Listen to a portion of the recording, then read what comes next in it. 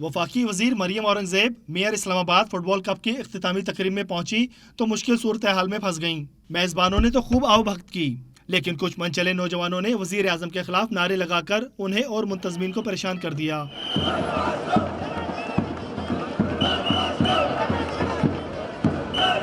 Walkie टाकी थामे सादा लिबास में एहलकार स्टेडियम में पहुंचे और नौजवानों को वहां से चले जाने को कहा।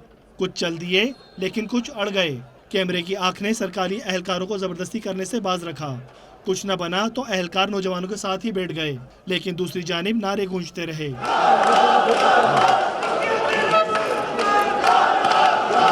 नौजवानों का कहना था कि सादा लिबास एहलकारों ने उन्हें मारा पीटा और उनके कपड़े भी फाड़ दिए। सिविल वर्दी में कुछ मुलाजमीन आए, हमें पहले वार्न किया, उसके बाद दोबारा आए, हमें घसीटा गया, हमारे बाल खींचे गए, हमें पकड़ के लेकर जा रहे थे। इस सूरत हाल पर वज़ीर मुमलिकत मरियम औरंगजेब टीमों में इनामात तकसीम किए बगैर ही वहां से लौट गईं।